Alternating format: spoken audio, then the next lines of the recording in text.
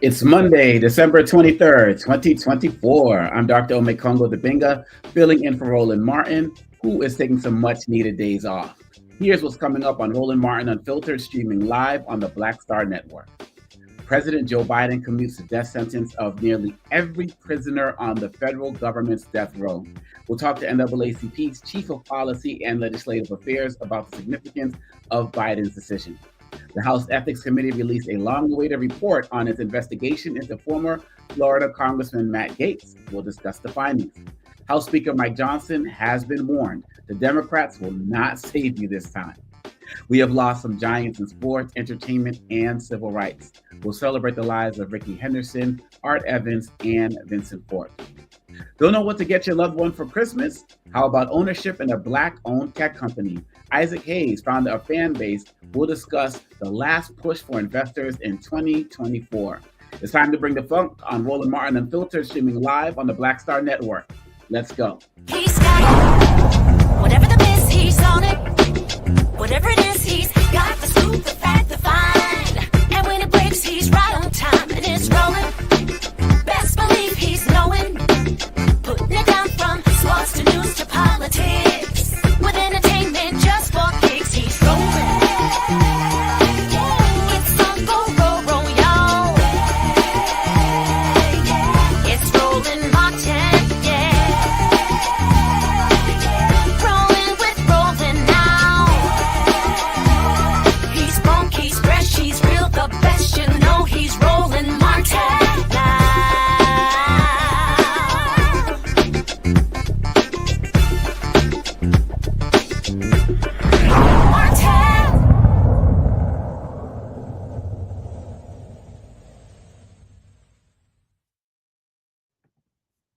President Joe Biden commuted the sentences for 37 out of 40 federal inmates on death row, converting them to life in prison without parole. These commutations are sure to frustrate Trump's plans to resume federal executions. Unlike executive orders, a president's successor cannot reverse clemency decisions. Trump restarted federal executions after a nearly 20-year pause during his first term in office. Biden put federal executions on hold when he took office in January 2021.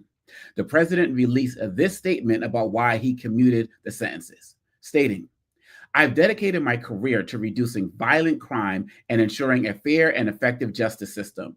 Today, I am commuting the sentences of 37 of the 40 individuals on federal death row to life sentences without the possibility of parole. These commutations are consistent with the moratorium my administration has imposed on federal executions in cases other than terrorism and hate-motivated mass murder. Make no mistake, I condemn these murders, grieve for the victims of their despicable acts, and ache for all the families who have suffered unimaginable and irreparable loss. But guided by my conscience and my experience as a public defender, chairman of the Senate Judiciary Committee, vice president, and now president, I am more convinced than ever that we must stop the use of the death penalty at the federal level. In good conscience, I cannot stand back and let a new administration resume executions that I halted." Earlier this month, Biden commuted the sentences of nearly 1,500 people and pardoned 39 more convicted of non-violent crimes. He also issued a full and unconditional pardon of his son, Hunter Biden. Monday's decision does not apply to cases of terrorism or hate-motivated mass murder. It leaves out three of the most well-known men on federal death row. Dzhokhar Tsarnaev, convicted for his involvement in the bombing at the Boston Marathon finish line in 2013. Dylan Roof, convicted for the shooting spree at the Emmanuel African Methodist Episcopal Church in Charleston, South Carolina in 2015. And Robert Bowers, who was convicted for the mass shooting at the Tree of Life Synagogue in Pittsburgh in 2018. Joining me now is Patrice Willoughby, NAACP's Chief of Policy and Legislative Affairs. Patrice, I'm so happy that you're joining us tonight. And for many people out there, some are frustrated, but for many people who have been following this is a promise that has been kept for Biden that he fulfilled. Absolutely. And first of all, thank you for having me this evening. We are extremely happy and thankful that the president has commuted these sentences because when the Biden-Harris administration came into office, they focused on equity. And we know that there is a lack of equity throughout the criminal justice system, which really has affected Black communities much more so than anyone else. And so it's only right that at this point, right before the holidays, that the president takes steps to commute these death sentences to life. And what do you say to people who feel like, whoa, he's just trying to make up for what he did with Hunter Biden, and he's just trying to get people to not really pay attention? For many of us who are familiar with what Biden is talking about, he's always been passionate about this because he stopped this as soon as he came into office. What do you say to people who say that this is just a last minute thing and he's trying to cover up his other pardons? Well, I say this, we understand a lot more about criminal justice now than was in 1994 when the crime bill was enacted. And we also know that that bill resulted in a large number of Black folks who were caught up in the criminal justice system. We are only 14% of the population, but 40% of the federal prison population. And in taking this step, the president is continuing what began with advocacy and activism that was trying to do things like equalize the crack to powder sentencing disparity, as well as do the unfinished business of the 2018 First Step Act, so that a lot of the people that would have received shorter sentences under that bill are still serving long sentences. So this is just the president moving toward justice and correcting some of the wrongs that have been done. And what does a step like this look like in the lives of of real families who are pretty much assured that under Trump they were absolutely going to lose their family member should these executions have gone through? I think it's a really sad legacy that when the last president came into office, one of the things he focused on was executing people. We know that there are sentencing disparities and that Black people receive longer sentences than white people for similar crimes, and that's reflected in the federal prison system as well. And so for those people who received either disproportionately long sentences or who were on death row and might have resulted in having a lighter sentence or life in prison, it's going to mean the world to their families for their sentences to be commuted. And how do you feel when you think about some of the international pressure that was on Biden? I mean, the Pope spoke out about this. So many different advocacy organizations spoke out about this. Do you feel like this is something that was weighing heavily on Biden's conscience because of that international pressure, or this is just something he was going to stay consistent with regardless of what was happening outside of what people were saying? The president is a person of faith. Many of us are people of faith. And I think that there's widespread recognition around the world. We incarcerate more people. We are one of the only countries that still has a federal death penalty.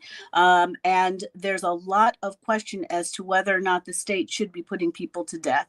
And so I think during this very holy time of the year in the Judeo-Christian tradition, that it's a really important time for the president, and in recognition of his faith and in the redemptive power of forgiveness, as well as coupled with correction, that people should be taken off of death row and receive life imprisonment.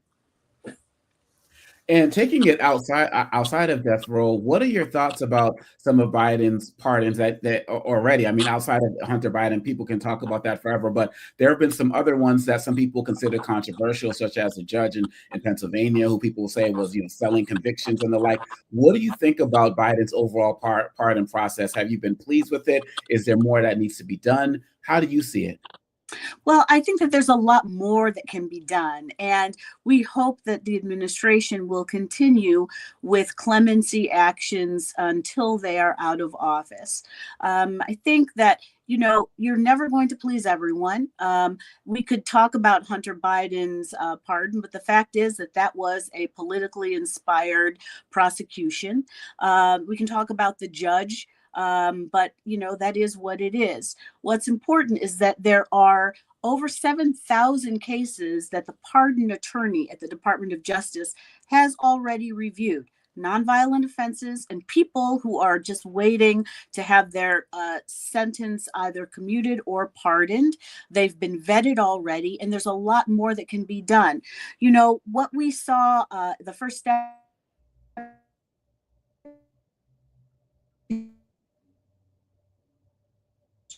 to bring down that crack powder. Garland then issued a charging memo and equalized sentencing. But there are still people who did not receive the benefit of that 2018 bill. And so they deserve justice as well. And we are hoping that the administration goes forward to give clemency to that large group of people. Yeah, absolutely. And Patrice, if you don't mind, I have the panel that wants to get in, but we're going to take a quick break if you don't mind, because they definitely have some questions that they would like to pose to you as well. Awesome. We'll be right back with more Roland Martin Unfiltered right here on the Black Star Network.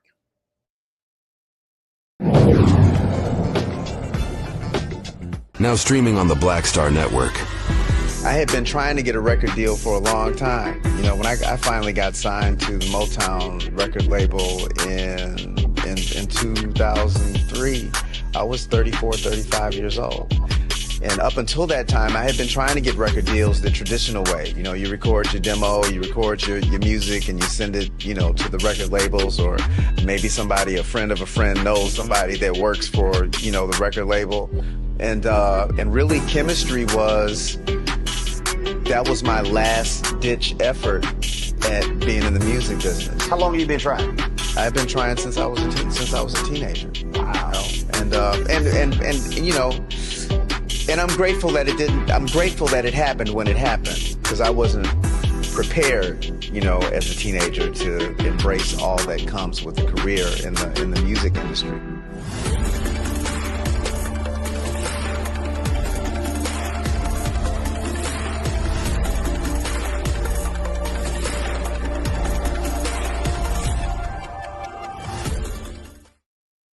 Hi, I'm Isaac Hayes III, founder and CEO of Fanbase. Fanbase is a free-to-download, free-to-use, next-generation social media platform that allows anyone to have followers and subscribers on the same page. Fanbase was built through investment dollars from equity crowdfunding from the Jobs Act. People just like you help build Fanbase, and we're looking for more people to help build Fanbase. We are currently raising $17 million in a Regulation A crowdfund on Start Engine. We've already crossed $2.1 million, but we're looking to raise more capital from people just like you that deserve the opportunity to invest in early stage startups without having to be accredited investors.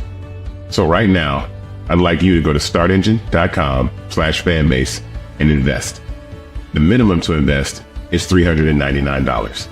That gets you 60 shares of stock in Fanbase right now, today. And then use Fanbase to connect with friends, grow your audience, and be you without limits.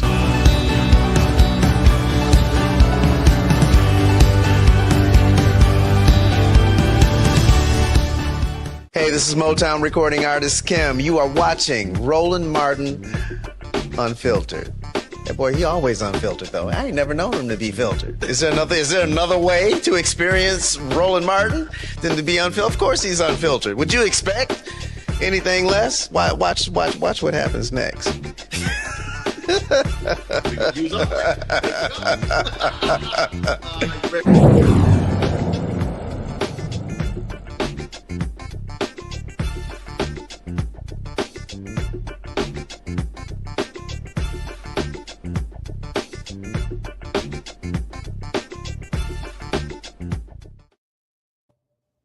We are back with Patrice Willoughby with the NAACP, and I want to bring in my panel. I have Joe Richardson, who's a civil rights attorney out of Los Angeles, Dr. Julian Malveaux, economist and author out of DC, and Dr. Mustafa Santiago Ali, former senior advisor for environmental justice with the EPA, also out of Washington, DC.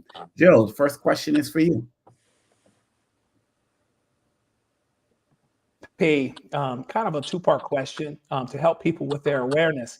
The NAACP doesn't stop doing work during Republican administrations. So talk a little bit about the battlegrounds where your work will take you during this next 4 years, as well as helping people understand from an awareness standpoint how important it is to be aware of what's going on as it pertains to these particular issues, these particular criminal justice issues, as well as how people can be supportive of your organization, which has a policy wing, which has a legal work wing.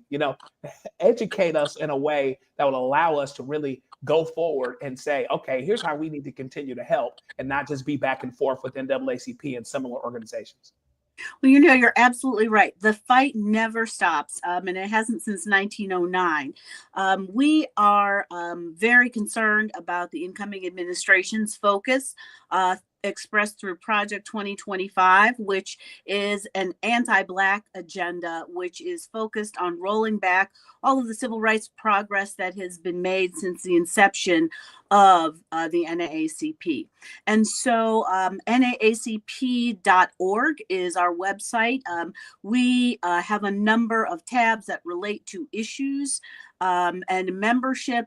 We are an organization where everyone has the opportunity to offer their ideas during the year and to have those ideas adopted as part of our resolutions process. We are a bottom-up organization.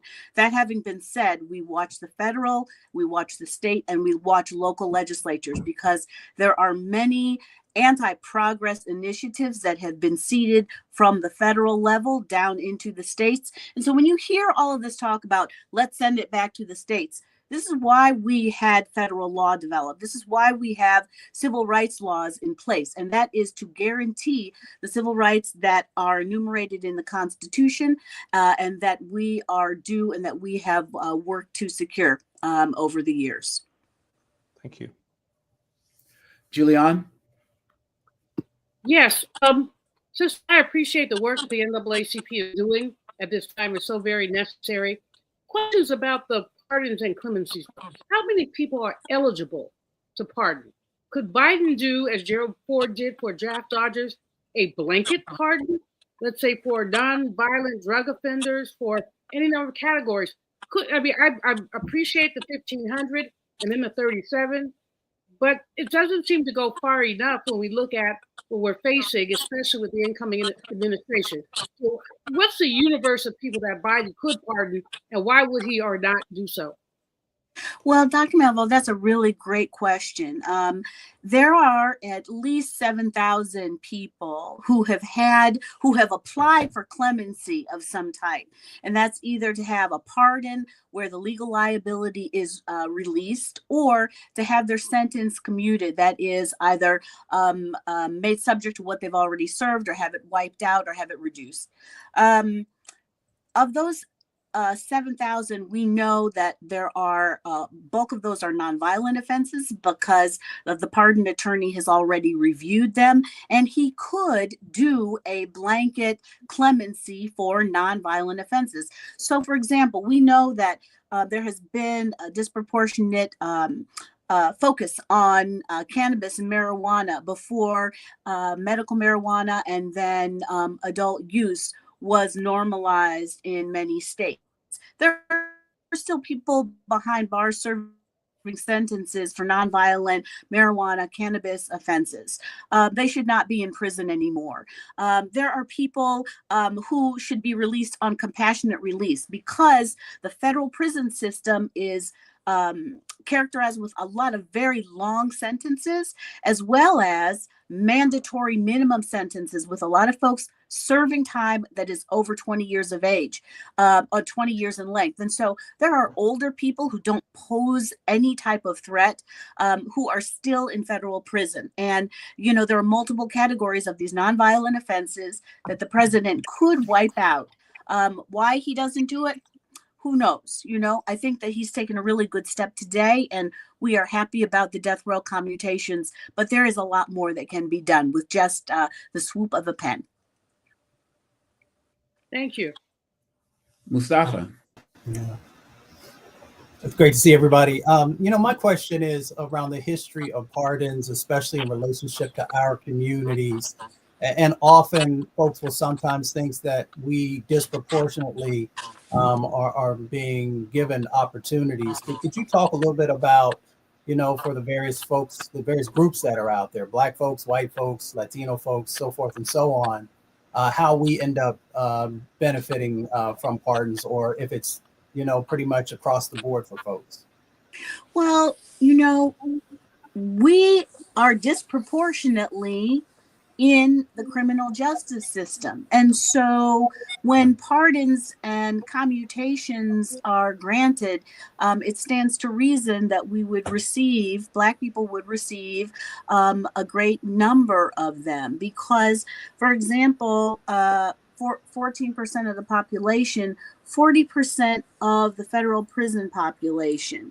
I mean, Black men, for example, are 65% more likely to be charged with offenses that carry a mandatory minimum sentence. 53% of men serving sentences of 20 plus years for drug offenses are in federal prison. And so Black men also receive sentences that are 13% longer than their white counterparts. I mean, these are the miscarriages of justice in the criminal justice system. So I wouldn't even characterize it that we're receiving disproportionate benefit. It is, we have suffered disproportionate harm. And the president, in doing these clemency actions, you know, any clemency action is going to result in that harm being mitigated. And so that is really the issue that we should focus on. Why is the criminal justice system so focused on and negatively impacting Black communities? I mean, we know, looking at history, but we should all be focused on eradicating that disparity. Patrice Willoughby, NAACP's Chief of Policy and Legislative Affairs. Thank you so much for your time today, and please keep us posted on your efforts so we can continue to platform your work as well with the NAACP. Thank you so much for having, and everyone have a good holiday. Thank you so much. And we'll be right back with more Roland Martin Unfiltered right here on the Black Star Network.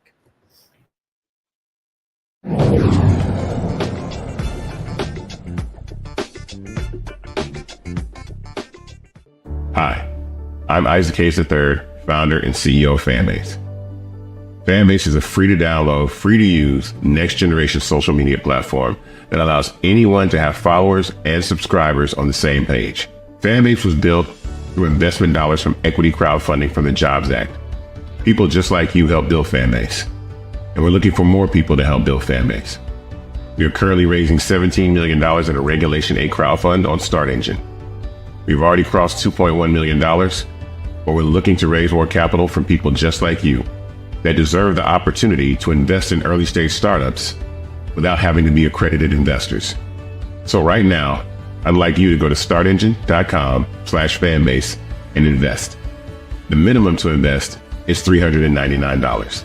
That gets you 60 shares of stock in Fanbase right now, today. And then use Fanbase to connect with friends, grow your audience, and be you without limits.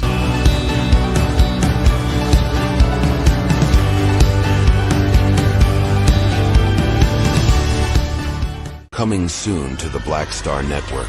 I was challenged by my uncle early on, before I even had a career. Like, I was maybe 8 years old, and my uncle said, "What do you want to do?"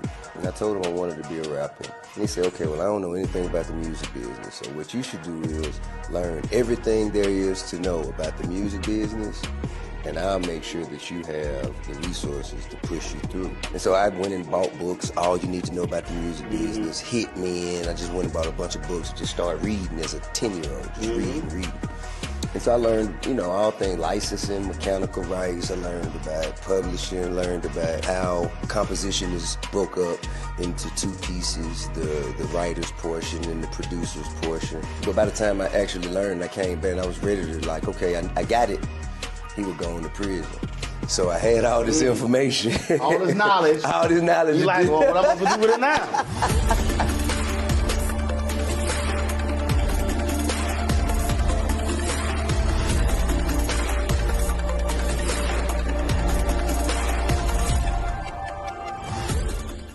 Now that Roland Martin is willing to give me the blueprint, hey, Ross, I need to go to Tyler Perry and get another blueprint because I need some green money. The only way I can do what I'm doing, I need to make some money. So you'll see me working with Roland. Matter of fact, it's the Roland Martin and Cheryl Underwood show. Well, should it be the Cheryl Underwood show and the Roland Martin show? Well, whatever show it's going to be good.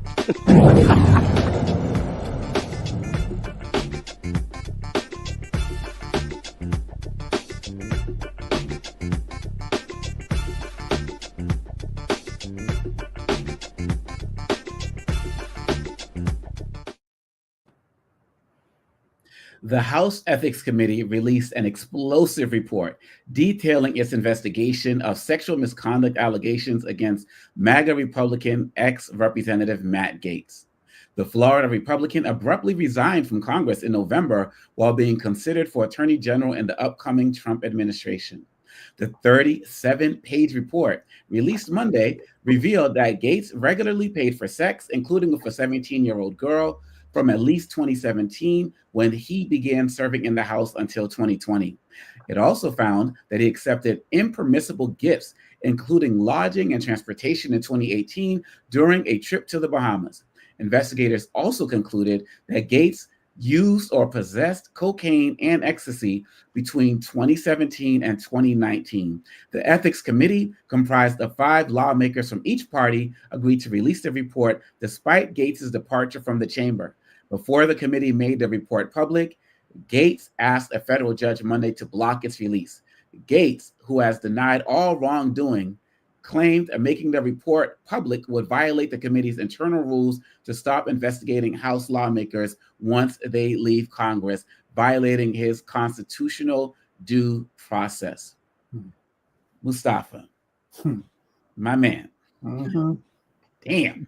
I mean, as somebody who's been up on the Hill, who's been around these folks in terms of the reports and the process and all of that, what do you make of, one, the fact that they kind of broke a little bit of protocol in publishing this report after he left, and then your thoughts about the overall report in general? Well, they knew that the report was going to eventually get out, and so they're trying to actually CYA, right? And everybody knows what that actually means, because how do you, as the ethics committee, allow an individual who has all these various types of charges against them, all these accusations against them that have been, there's a lot of proof that's there. I'll just say it that way, but we still have to say they're alleged since there hasn't been an actual trial in place. But for the ethics committee, right, to actually allow this individual to continue to sit there, to allow someone who has the charges against them of like statutory rape, drug use, illicit uses of funds, all these different types of things that have gotten many members of Congress kicked out. And since I worked there, I've seen some of the things that went on that were very much less egregious than this, and the individuals whose careers were actually destroyed. So that's one side. The other side of it is, let's just have real talk. There is absolutely no way that the Trump administration did not know what was inside of that report. And for them to then be willing to give the opportunity for this individual to have one of the most significant positions inside of an administration with huge amounts of power to even be considered. So that says something about, the Trump administration and where they currently are and the types of individuals. We've seen some of the other folks, of course, who have numerous different types of charges against them, who have all these different allegations that they're dealing with. And then we'll find, we'll close out with him as an individual, and knowing that you are participating in these, allegedly participating in these types of behaviors with underage minors, with drugs, with all these different types of things. You should have removed yourself, one, from the position that Trump was trying to give you. Two, you should have left Congress a long time ago, and not because you got pushed out because you knew this information was finally going to happen. So we already know that if this was a person of color, that they would have run out of town a long time ago, carrying this type of weight and these types of situations that, have caused probably lots of young ladies significant pain, both mentally and all the other things that come along with that, along with just, you just continue to sully what happens on Capitol Hill. It's just amazing that the ethics committee would fall so short. I should say I never worked for the ethics committee. I did work for John Conyers when he was chairman of the Judiciary Committee, but I had the opportunity to work with all the various committees to understand how they do things, what, their mandates are, and to see how far we continue to fall is just mind-blowing. Well, I mean, speaking of judiciary, Joe, I mean, we're just talking about laws in general. I mean, I'm reading things about something called the CAT Act and about transporting people across borders and the like. Joe, from your legal mindset, how is it that somebody can come this far and not receive any type of charge? I mean, we talk about the DOJ and how we feel like they botched this, but this stuff has been known. It was going on for 3-4 years, from cocaine to transporting girls to the 17-year-old. How does this guy go untouched? It's an interesting question. And Dr. Domingo, to take it to another place, we still might not know if he hadn't done the thing that he did getting rid of Kevin McCarthy. That got him on the wrong side of a few people, not everybody necessarily, but enough where, Republicans got him to eat their own mode. And really, so if it wasn't for that, we still might not know it. He's not the only person in Congress that's dirty. He's not the only person in Congress that likes to have a good time and is crazy and cool and into all of the stuff he's into. That's what is really the shame of it. So it's going to be interesting to see, like, okay, does he still have a career? There's been talk about him, running for Senate to replace Marco Rubio. Would there be support for that? I wouldn't think so. But at the same time, if there's not support for it, it's not necessarily because of what he did. That's what's crazy about it. That's the crazy irony of it, is that he basically aired dirty laundry and getting Kevin McCarthy gotten rid of because Kevin McCarthy was so in the box, et cetera, wanted to be speaker all his life. And because he helped undermine him there's some people that are in that space that are a little less loyal. I think you're right about the CYA piece. But the idea that the reason why he's gotten away with these things as long as he has, if he never gets prosecuted, like right now, some prosecutor in Florida, U.S. attorney, somebody ought to be jumping on this. But with this administration coming in, that's probably not going to happen on the federal side, unless it's a lying guy who probably will get a call directly from Stephen Miller or whoever it is. Or, if it's somebody in the state, well, still kind of DeSantis' state. We'll have to see what happens with that. So if nothing happens, it'll be the same reason nothing has happened, right? Because there's still these guys. You still got the Fox Garden, the hen house on a large scale, and perhaps to their mind, they've already done the retaliatory thing that they were going to do because he was on the wrong side of McCarthy. So Julian, we have this with Matt Gaetz, and it seems like, going off of what Joe said, it's really, he didn't get pushed out because of all of this stuff. It's just that people didn't like him, which would make sense because Pete Hegseth is still there, who has similar accusations against him. And then you have Robert Kennedy, who has some similar charges against him as well. A little bit different, but things that relate to doing things to women. What are your thoughts about this incoming administration and the character that some of these nominees reflect, as you reflect on this report that was released as well? Let's just begin at the beginning, which is how many felony convictions, having been convicted of improper sexual behavior towards E. Jean Carroll. We can go down the list. So the rot starts at the top, and it comes trickling down. The rot is an administration that has no regard for women. In fact, in the middle of all these nominations coming through, I said, isn't a requirement to be a sexual offender in order to be in the Trump cabinet? Wow. I mean, is this something that you must have in your record? Is that why you have so few women and so few black folks in your projected cabinet? It's just a thought. I'm not concluding. I'm not disrespecting. I'm just saying. But in any case, when we look at Gaetz, he has been a flamboyant bad boy, not just a bad boy. I mean, you brothers are gonna beat me up, but I basically think that most men are hoes. They can't help themselves. Most men are hoes. Having said, Hey, slow down. Hey, hey, I've been around the block a few times. I'm just saying, y'all. But most of them are discreet hoes. So everybody that know all their business, this boy was bragging about all the stuff he had been doing. In addition to the fact that he alienates so many people, I'm not surprised they released a report, but note this about releasing the report. At least one Republican had to agree with the Democrats if this was partisan. At least one Republican had to agree. So there's something else going on here. I haven't read the stuff, but I've heard the folks commenting and the conclusions, and they're saying it's one 17-year-old. Well, if there's one, there's probably more than one because, again, hoes don't have no discretion. So they just do what they do to everybody. Look at the incoming president and then go on down the list. Again, I'm glad the report came out. I don't know how much of a difference it will make.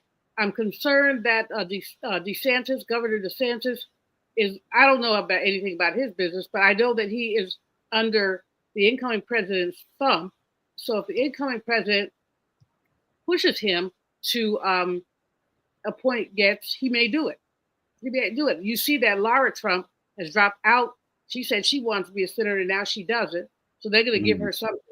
And therefore, that still leaves that space open with a gubernatorial appointment before a special election. So I'm not surprised at anything. Here we go again. The worst part of it, though, is that this rot is not just on the R side. We have similar rot on the D side. And the issue is how do we get rid of all of the rot so that we can have efficient, effective government that has integrity? That's the question. And I think that's a great question. As you talk about the rot, it's an increasing charge for journalists to make sure that they're doing their job in 2025. We know there are going to be more attacks on them than ever before. But the reports like this, if they come out based on the investigative work that's done, it can actually embolden a lot of Republicans to actually do the right thing. But something you said, Julian, which concerns me, is that this vote was done anonymously. If it was public, would this report have actually come out? Because some of these Republicans are just spineless. But it's out there, and we have to continue to make sure that we're covering the fallout from this, because they're going to try to sweep it under the rug really quickly. And we don't know where Matt Gaetz is going, but we know that the Black Star Network is going to be following to make sure people know as well. Just make sure you all to stay tuned right here, because you're going to get all of the good from all of us. And we are going to be right back with more Roland Martin Unfiltered right here on the Black Star Network.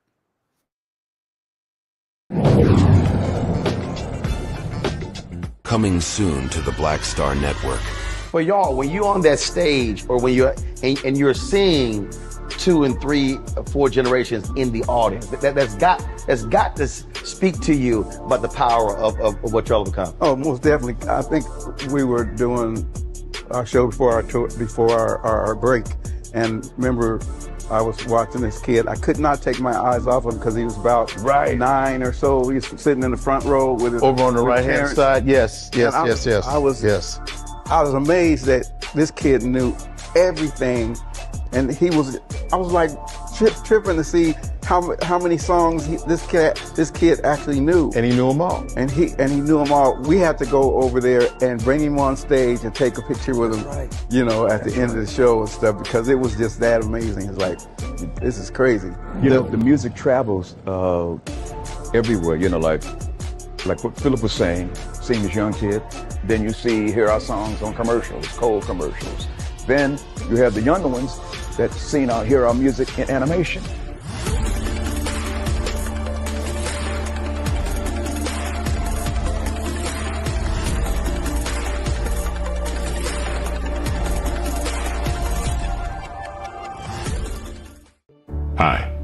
I'm Isaac Gaetz III, founder and CEO of Fanbase.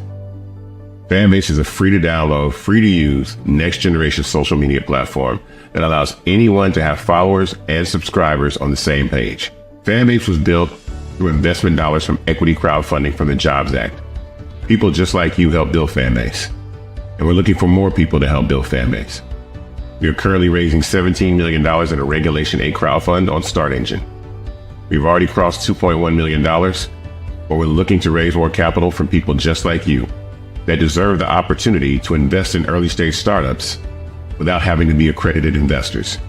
So right now, I'd like you to go to startengine.com/fanbase and invest. The minimum to invest is $399. That gets you 60 shares of stock in Fanbase right now, today. And then use Fanbase to connect with friends, grow your audience, and be you without limits.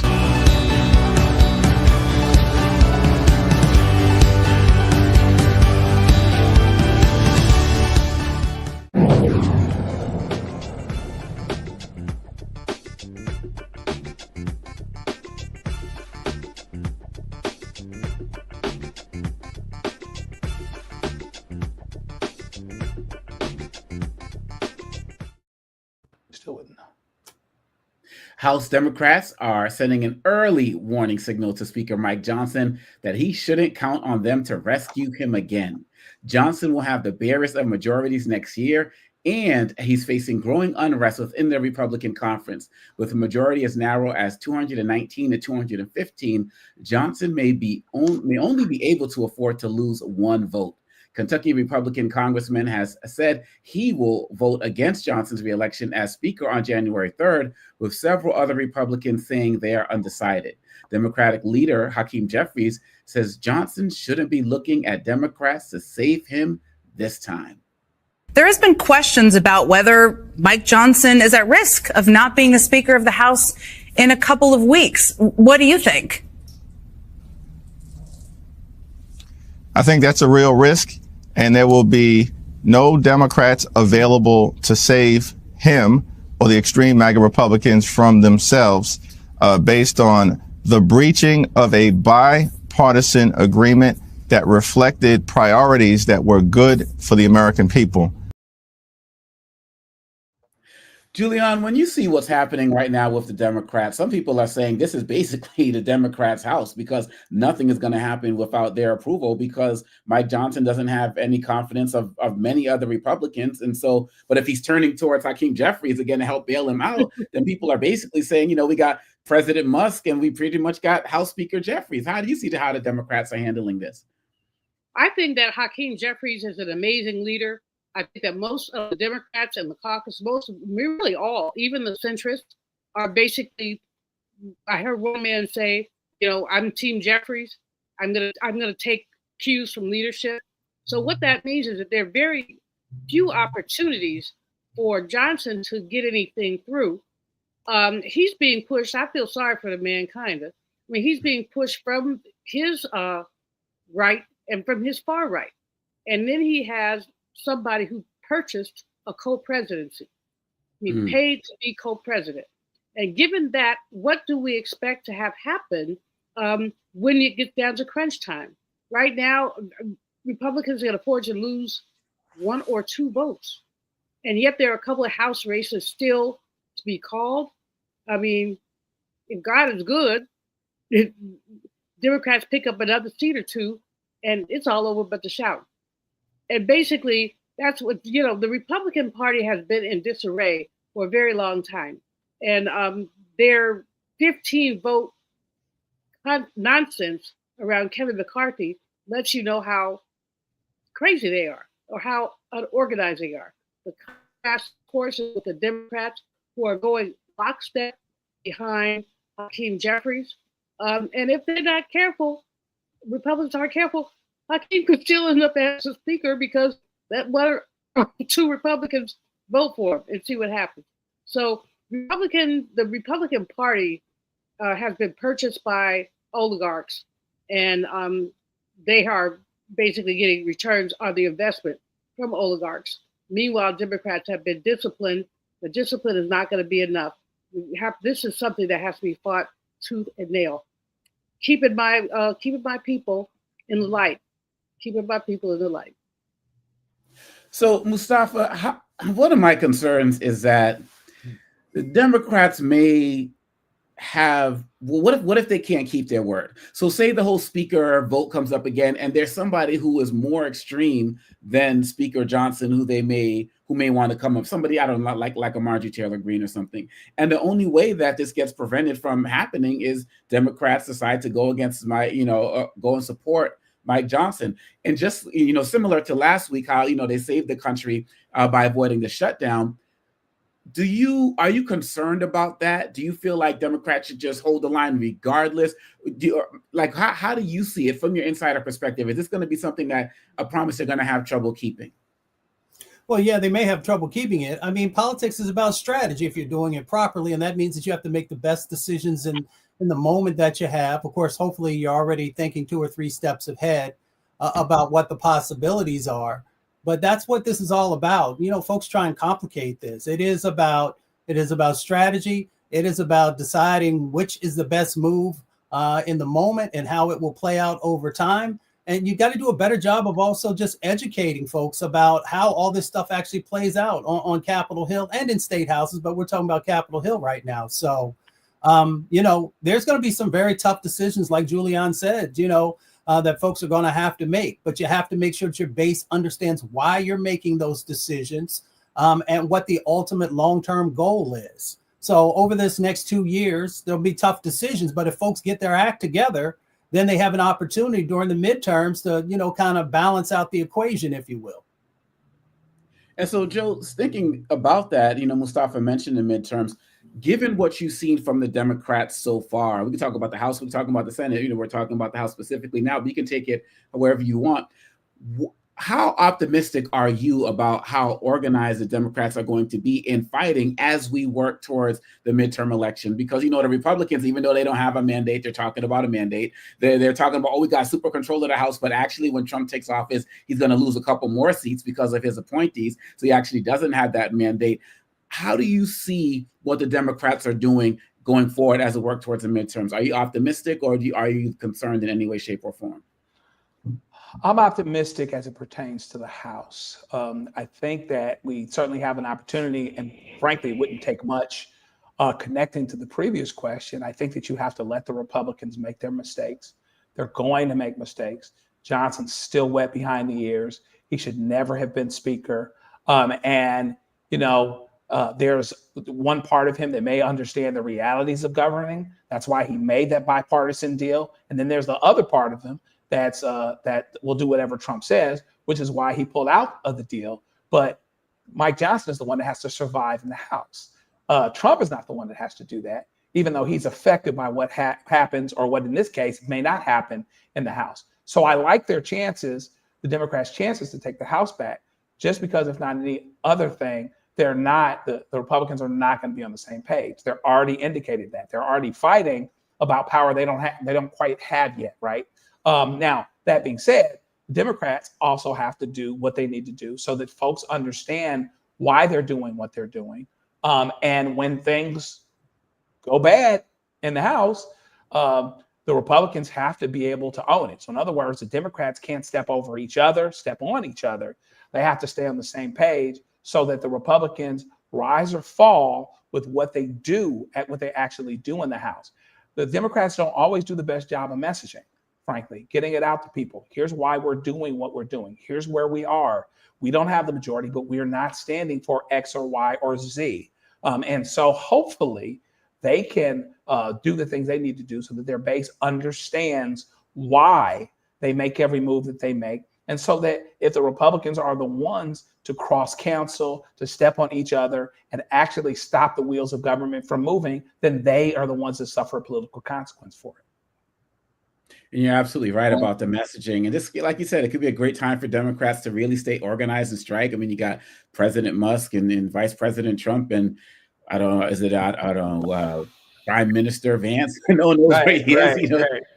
The seeds right now. So this is really a great time, for Democrats to stay organized. And, let's hope that that's something that happens, because if we don't, if we don't get these midterms, I don't know what's going to happen over these next 4 years. So let's see what happens. If we're going to keep people posted right here on the Black Star Network. And we're going to be right back with more Roland Martin Unfiltered right here on the Black Star Network.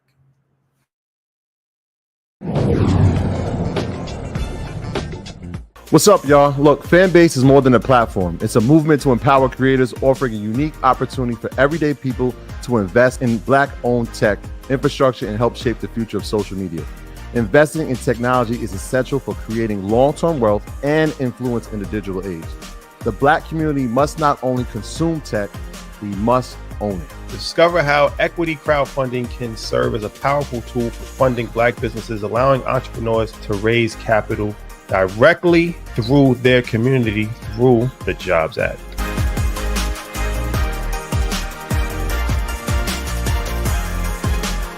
Coming soon to the Black Star Network. I was challenged by my uncle early on, before I even had a career. Like, I was maybe 8 years old, and my uncle said, "What do you want to do?" And I told him I wanted to be a rapper. And he said, "Okay, well, I don't know anything about the music business, so what you should do is learn everything there is to know about the music business, and I'll make sure that you have the resources to push you through." And so I went and bought books, All You Need to Know About the Music Business, hit me, and I just went and bought a bunch of books, just started reading as a 10-year-old, just reading.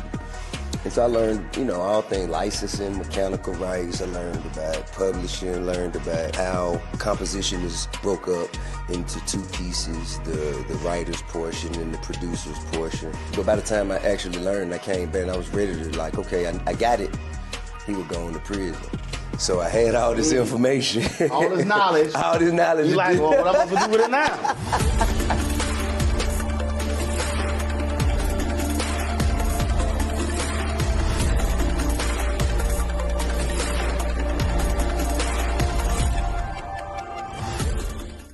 This is Tamala Mann. And this is David Mann. And you're watching Roland Martin Unfiltered.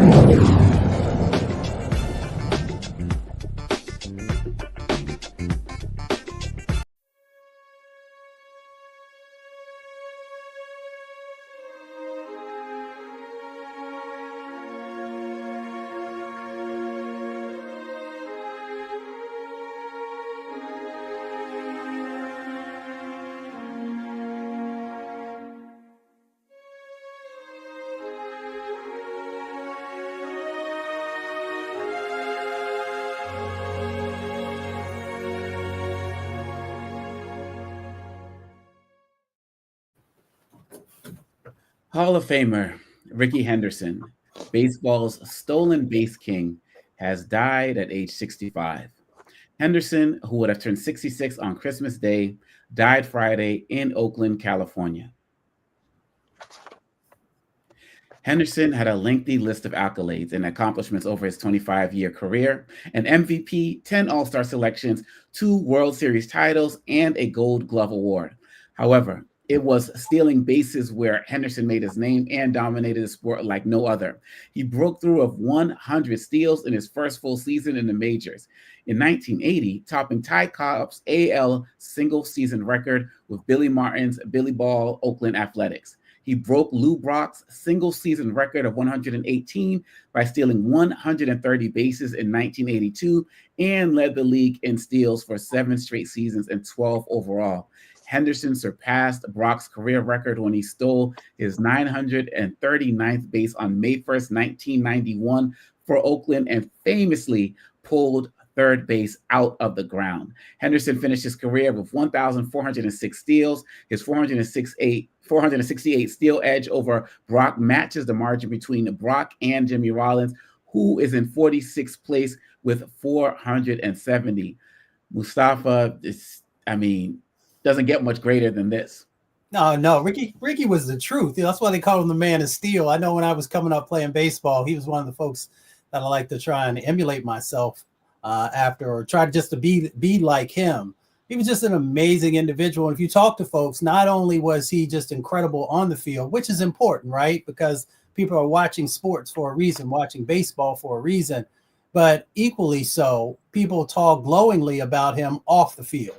And that to me really is what an icon is, or, someone who can be a hero to folks, because it's not just about that athletic performance, it is also about who you are as a person. How do you give back to the community that lives on long after, you're gone? So rest in peace to him. And thank you, Rickey, for everything that you did for so many young, both boys and girls coming up who wanted to be great baseball players like you. And Joe, how do you feel when you see stories like this? It's so sad. I stopped a little bit as I was reading because, we just think about another great loss. And then I just think about sometimes as I'm reading how many young people are going to know this person. And, if it's not for the Black Star Network and people like what we do, how many people are going to know about this legend? That kind of makes me sad, but we still press on and make sure that we acknowledge our new ancestors regardless.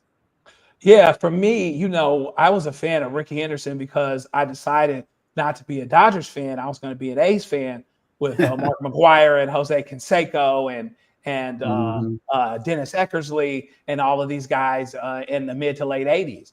And I think that, Rickey Henderson was a guy that, statistically speaking, he stole so many bases that when he got on base, it's more likely during the course of the game that he was going to steal a base than that he wasn't. And so now the pitchers had to be focused, had to find a way to pitch, get all the way through, stay in the strike zone when you had this guy that was probably going to steal a base. The next point that I'll make is, to your point, this is what's really important for us, Doctor, to really realize Black folks aren't coming up and playing baseball as much as they used to. Not African Americans, anyway. Perhaps some, from the Caribbean, et cetera, Afro-Latino, et cetera. But Rickey Henderson kind of reminds us of what is trying to become a bygone era of young African Americans getting into baseball at all. So that's one of the reasons that's really important for us to tell his story and stories of others like him. We don't have no problems with brothers playing basketball. Okay. We got that. Okay. But there's a lot less African Americans playing baseball. And so we really need to be reminded of his story and all the great things that he did. He could have hit more home runs if he wanted to. He could do anything, literally, but he decided to steal bases. And we got to make sure his story is told, because I think there are other Rickey Hendersons out there that are from our areas, that are from this part of the country or that part of the country or from the United States, so that African Americans can know that this is an option as well. Yeah, and Julian, he enters the league in 1979. And people feel like they think about stories about Jackie Robinson, in decades prior, but coming out of the late 70s and the 80s, you still had issues with Black players in baseball, and yet still with all of that, he still managed to persevere and become the legend that we all knew him to be. I'm glad you mentioned Jackie Robinson. He stands on those shoulders. Stands on the shoulders of the Jackie Robinsons. And I think we don't talk about that enough either. The ceiling, whatever, glass ceiling, but the barriers, the hurdles were cleared then, but the hurdles remain. And the sports hurdles began really with baseball. Jackie Robinson's victory made it possible for the NFL to do more than they were doing, for the NBA to do more than they were doing, but it started with baseball. So it's really important. And then, of course, Mr. Henderson, like y'all know, I'm not a sports fan, but I was very aware of his records because I'm from San Francisco and, Oakland. All that base stealing, it was just quite delicious. Watch that brother just steal a base, hold it up, like, yang, yang, yang, yang, yang. So in addition to just being, like a great human being, a great baseball icon, he had the sense of humor that I think a lot of people in sports don't have. When you compare some of his press conferences to some of these sort of angry, uptight press conferences you see these days, you have to ask yourself, we have to ask ourselves constantly as Black people, how do we maintain the joy, even in the face of the pain? How do we maintain the joy, even with the discriminatory barriers? And he broke those barriers, but he kept a smile on his face. Rest in power, my brother. Yes, indeed. Yes, indeed. Rest in power. A new ancestor, Rickey Henderson. Wishing you and your family all of the best, particularly during this time as we honor you and respect you right here on Roland Martin Unfiltered. And we will be right back on Roland Martin Unfiltered right here on the Black Star Network.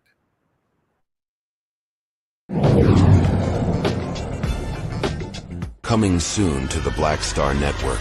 I was challenged by my uncle early on before I even had a career. Like I was maybe 8 years old, and my uncle said, "What do you want to do?" And I told him I wanted to be a rapper.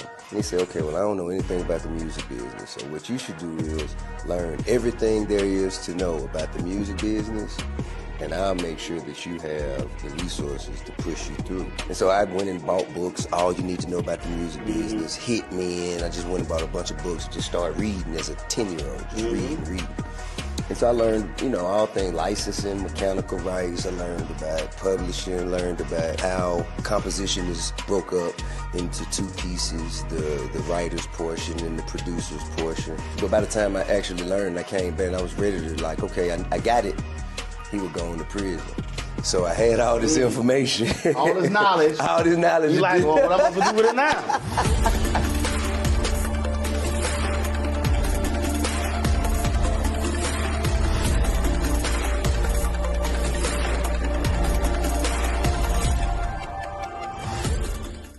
What's up, y'all? Look, Fanbase is more than a platform. It's a movement to empower creators, offering a unique opportunity for everyday people to invest in Black-owned tech, infrastructure, and help shape the future of social media. Investing in technology is essential for creating long-term wealth and influence in the digital age. The Black community must not only consume tech, we must own it. Discover how equity crowdfunding can serve as a powerful tool for funding Black businesses, allowing entrepreneurs to raise capital directly through their community through the Jobs Act.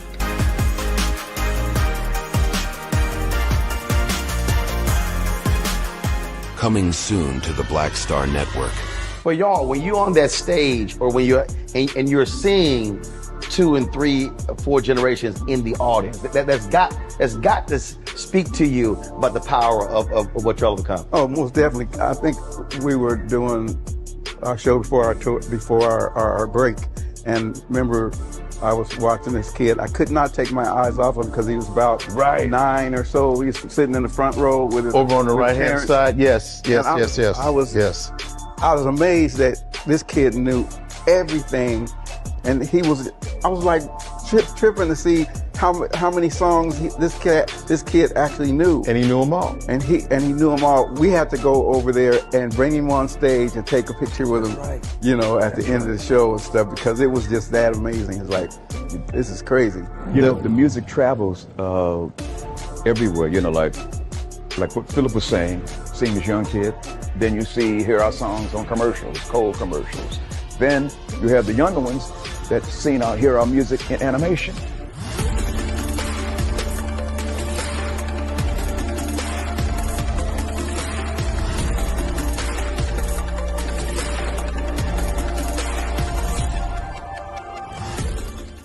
I'm Russell L. Honoré, Lieutenant General, United States Army, retired, and you're watching Roland Martin Unfiltered.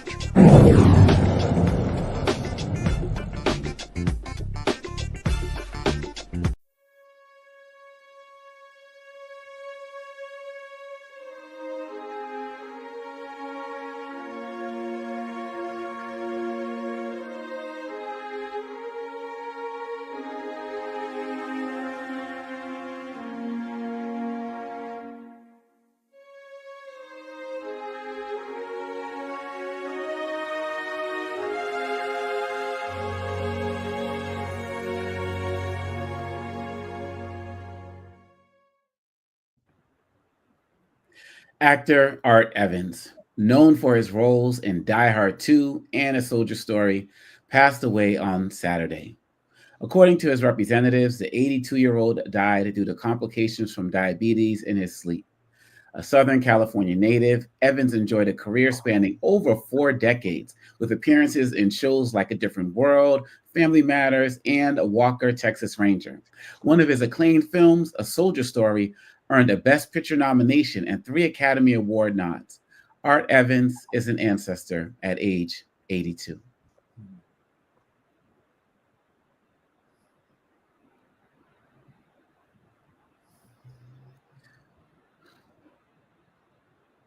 Vincent Fort, also Georgia's longtime champion of liberal causes, has passed away at 68 from complications of cancer.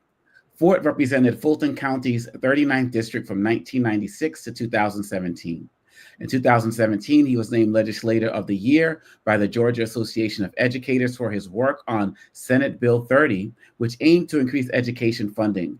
Ford authored Georgia's first hate crimes law, which imposed harsher penalties for bias-based crimes, and the Georgia Fair Lending Act, which addressed predatory lending practices. Vincent Ford, an ancestor at age 68. And Joe, we're talking about three different people here. We talked a little bit about Mr. Henderson, but now we're talking about, Evans, and we're talking about four different areas, but impactful in what they did as well in terms of what they did for our communities. Yeah, and I'm honored to be able to be connected with them, to call them ancestors, and to look up. And their brother Ford did some amazing, amazing things. Maybe someone that a lot of people don't necessarily know, like he's a household name, like Martin King is. But people, if you know, and you know what he, the things that he accomplished and the things that he helped pave the way for, the Stacey Abrams of the world and all of these others. As it pertains to our brother Art, every year I watch at Christmas time, I watch Die Hard 2 because it takes place at Christmas time. It's not a Christmas movie. But I love his role. His role is as Leslie Barnes. He's the guy that can fix everything in the tower. And I remember some of his key lines. I also remember his key lines from A Soldier Story when he's talking about how much Adolf Caesar's character hated the other character. But I saw it when I was so young in the theater with my mom that I didn't really understand it. But I have both of those movies on DVR.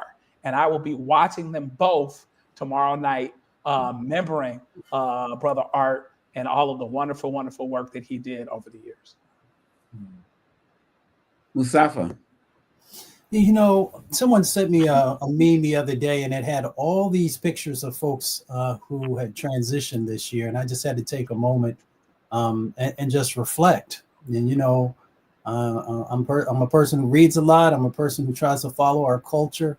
And there was about 90% of the folks who I actually could just say their name and some of the contributions they did. And I began to think, not only about this show and how important it is and continue to put a spotlight on our people, but how we have a responsibility, whether it's in this holiday season, Kwanzaa's coming up, making sure that we are integrating for those who, who celebrate that, all the amazing folks that are both inside of our families, but also all these other individuals in the arts and politics and sports, and how we're all connected and how we have to keep their names alive.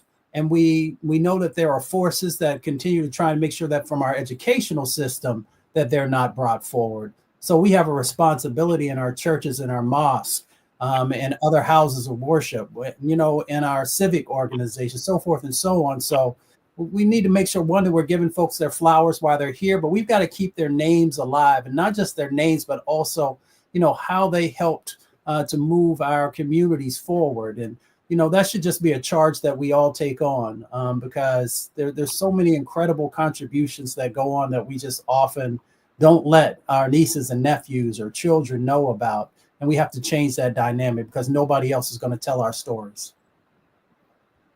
Julianne. I especially want to lift up Vincent Ford. As Joe said, people don't know his name.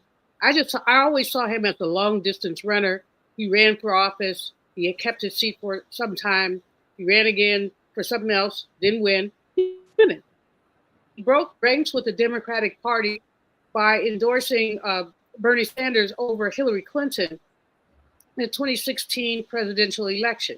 He got a lot of blowback from our people about that. Not because he just got a lot of blowback. Why did you endorse Bernie? Well, he endorsed Bernie because Bernie's principles were more closely aligned to his and frankly to ours than Hillary's were. And so, I saw earlier today two Asian women who used to be part of the DNC Finance Committee, both have resigned. One has threatened to go over to the our side, basically saying she's experienced profound disrespect. But what she said is that the Democratic Party sometimes operates like a cult. Sometimes it does. I could tell you stories, but I won't. But what I will say is that Vincent Ford did not believe in the cult. He believed in political independence. He played it out, and he paid a price for it. When he ran, I forgot what he ran for. He ran for, and he endorsed him as a return, and he only got 10% of the vote, which seemed to me to be absurd given the major impact he'd had in Georgia, in the Atlanta area. But part of the lack of votes was those people who believe that the Democratic Party is a religion as opposed to a party, and that people have the right to veer off the plantation. And I'm not using Republican language because they call it a plantation. I call it for other reasons. But veer off basically, we don't have to ride or die with the Democrats. We do not have to be ride or die with them. We will find independent candidates. Because I'd take my fingers and cut them off one by one before I voted for a Republican. And that wouldn't serve anybody. But by and large, I just think of him as a hero. Like I said, I remember meeting him at the Democratic Convention '96, and every time we saw each other after that, we'd either high five or bump fists. And he always had great things to say to me about my work. But that's not the point. The point is that he remembered people. He was good to people. He was good people, and he will be missed.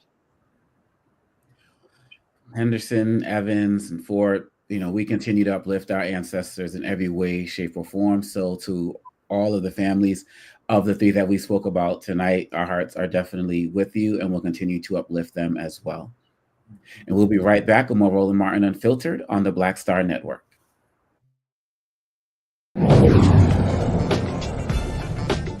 Now streaming on the Black Star Network. I had been trying to get a record deal for a long time. When I finally got signed to the Motown record label in 2003, I was 34, 35 years old. And up until that time, I had been trying to get record deals the traditional way. You record your demo, you record your music, and you send it, to the record labels, or maybe a friend of a friend knows somebody that works for, the record label. And really chemistry that was my last ditch effort at being in the music business. How long have you been trying? I've been trying since I was a teenager. Wow. And I'm grateful that it didn't. I'm grateful that it happened when it happened, because I wasn't prepared, as a teenager to embrace all that comes with a career in the music industry.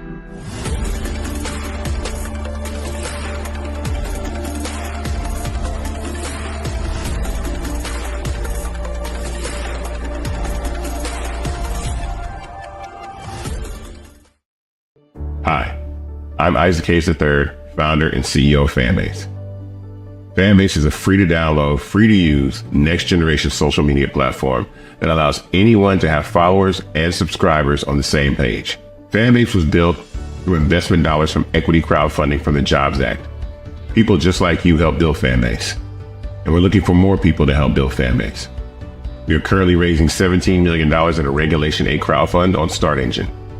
We've already crossed $2.1 million, but we're looking to raise more capital from people just like you that deserve the opportunity to invest in early stage startups without having to be accredited investors. So right now, I'd like you to go to startengine.com/fanbase and invest. The minimum to invest is $399. That gets you 60 shares of stock in Fanbase right now, today. And then use Fanbase to connect with friends, grow your audience, and be you without limits.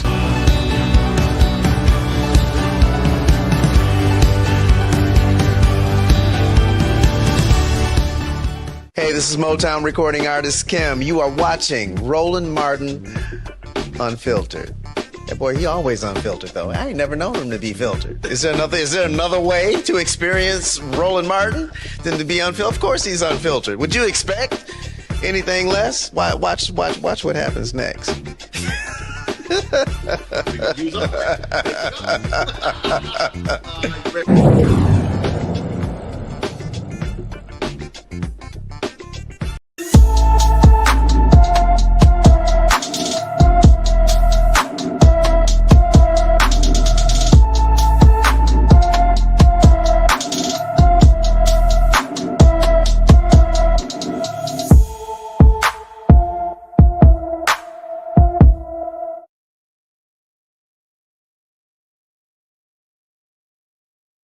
from her Antioch, Tennessee home since November 13th, 2024. The 17-year-old is 5 feet 1 inches tall, weighs 150 pounds with brown hair and brown eyes. Anyone with information about Alexis Daly should call the Metropolitan Nashville, Tennessee Police Department at 615-862-8600. The man accused of murdering a healthcare CEO says he's not guilty. Monday, Luigi Mangione pleaded not guilty to state murder and terror charges in the fatal shooting of United Healthcare CEO Brian Thompson, as his attorney protested his treatment, saying in court that her client is being used as quote-unquote political fodder by police and the mayor of New York City. Manhattan prosecutors last week unsealed an 11-count indictment against Mangione, charging him with a host of crimes connected to the December 4th slaying. The allegations include first-degree murder, an act of terrorism, criminal possession of a weapon, and forgery for using a fake ID in the days before the murder. The 26-year-old's next court date is February 21st. And Julian, I mean, people are saying, prepare for the circus. Some people are saying that this is the type of attention that he wanted as well. It is, obviously, he's an attention-seeking person. And this is fascinating because you've got a whole, let the sideshow begin. You've got, he's got a fan club. He's raised money on GoFundMe. He doesn't need it. His family is wealthy, but somebody put up a GoFundMe page for him, and they've raised, I believe, in excess of $100,000. You've got these crazy white women, because I know Sister's not that crazy white women who are crazy on him, about how attractive he is. How can a killer be attractive? Never mind. But in any case, this is going to be a circus. I don't think that Mayor Adams, he has his own issues. I don't think that he's complicit in any of this. I think this is just a complicated process that has to be played out. Why do I say complicated? He had to be extradited from Pennsylvania. Now he's in New York. He's saying not guilty. They're probably going to do a psych eval because obviously he's not in his right mind, or is he? And as you said, the whole attention seeking, I don't blame the federal officials for, quote, parading him. They're not parading him. This is what happens when you shoot somebody in the middle of the day. And then you run to various jurisdictions and go sit in McDonald's, bold as day. Sit in McDonald's eating your whatever you're eating, quarter pounder, and blessedly somebody turned him in. But this is not going to be your basic trial. But when you get to this level of murder and this level of boldness, it's a bold dude that, whatever. And now pleading not guilty, I mean, the best thing for him to do would be plead guilty, go to jail, and keep his mouth quiet. But he's not going to do that. And so we know that, February 21st is the next court date. This is probably going to drag into a year, if not longer. And Joe, with your legal lens, how do you see this going? Or what are you fearful of? How do you feel like this process is going to play out? Well, certainly interesting. He's got some high-powered attorneys, so they're going to make the government's plural pick a pony. By that I mean there's charges in Pennsylvania which are separate. We knew that they were going to be second in line, but there are charges in New York where he could not get the death penalty on the state side. So now there are federal murder charges. They're federal charges. So those federal charges and those state New York charges overlap somewhat. And I think it's important for a lot of reasons. One, because that might be the difference between it being televised or not, right? A federal trial couldn't be televised, but a judge could decide that a state trial is televised. And so it's going to be interesting to see whether and to what extent that circus is allowed to carry out. And interestingly, Mayor Adams may have had one thought, but when those guys were walking around him, he had gotten off the helicopter and he's walking towards the thing and everybody's surrounding him. Depending on who was looking, you may have seen something different. Mayor Eric Adams and the people that support him and the law and order types may have seen, someone being brought to justice. Other people may see someone who's dashing and good looking and is actually standing in the gap for a story related to a corrupt system that keeps people from getting the health care that they need. Now, maybe that sounds crazy and sick to you or I or whoever else, but there is going to be a larger discussion about healthcare because of this trial. And that might have been all he wanted. So it's going to be interesting to see how it goes. Ultimately, will they convict him? Yeah, I think so. But that being said, there's going to be a lot of maneuvering between now and then, because the state and the federal charges pretty much on the same things in New York is a little bit of overplay, and they're going to force them to pick a pony on that. Mm-hmm. So, Mustafa, do you think that's going to be the case? Do you think that there's going to be a larger discussion on healthcare, or do you feel like as this trial goes on, the way that we obsess with individuals in this country and make people celebrities, that his trial might actually take the attention off of where Joe says it should be? Yeah, you know, privilege is interesting, right? So I have to unpack this a couple of ways because, you know, let me call it out what it is. White privilege is interesting because it makes you feel like you can do and say anything and be able to get away with it or justify it, right? So you can unpack that however you want to. You see what this young man, how he's playing it out, what he allegedly did, so forth and so on. So that's one side of the equation. The other side of the equation is I worked on HR 676, was the universal health care bill that Congressman Conyers brought forward.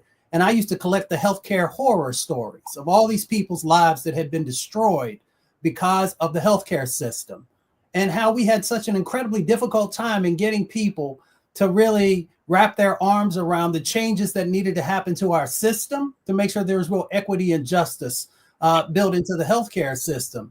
So to think about all these mothers and fathers and others who, you know, whether they went into bankruptcy or all these different types of things that happened that destroyed their lives because of the healthcare system, and how they couldn't get traction. And then how this person, because they murdered someone, is able to get traction. And now we want to have a conversation about it. It says something about our country, about it takes, it takes an assassination or it takes a lynching to be able to get attention, because we saw that with our dear brother George Floyd. So we're starting to see these types of things play out, that if there's not blood, then we can't seem to get the type of attention that's necessary for us to begin able to move forward and have a 21st century country. So it's just interesting seeing all these different dynamics play out. How it's going to end up, he'll get charged with something more than likely, but we've also seen some other high profile folks inside of our country where there's huge amounts of evidence and they get a chance to walk away. So time will tell, but I hope we do have a serious conversation about the healthcare system, those who are most vulnerable, how their lives, even today with the advances that we've been able to make, how there are still folks who are falling through the cracks, how there are still folks who can't afford their medication, how there are still folks whose lives are being damaged, you know, because we refuse to create a healthcare system like many other countries have.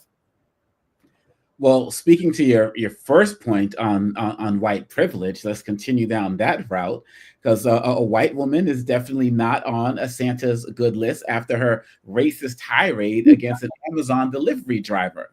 Going off of Mustafa's point, look at how mad the woman they're calling Christmas Karen got because she didn't have the correct information to receive her package. You don't have an Amazon. You want to let me speak? I can't give you the package because you didn't give me the code for I gave you the code that they gave me when I ordered my and neither perfume. of them worked. Okay, so that's not my problem. You've taken money out of my account. I'm not taking your money. A You've DSP collected system. my money. It's a third party. You've collected my money.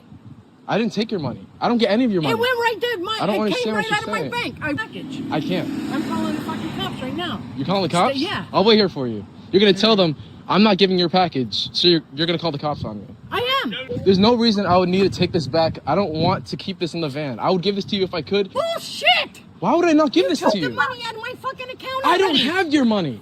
I ordered it off of Amazon. The company Yeah, has I already taken don't my work money for twice. Amazon, so I don't take any of that money. I don't know Why why do you have an Amazon shirt? Tell Amazon that. Very Christmassy route, and it sounds like this is taking up a lot of my time. I'll take your whole fucking day. Go what I can. I don't give a shit.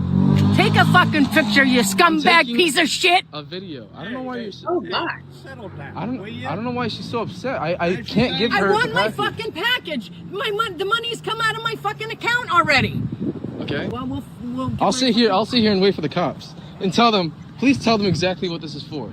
I can't give you the package because you don't have the code to give me it. Of course, it's my Christmas gift to her, so I should be upset. You know what I mean? I just left my people's house unlocked.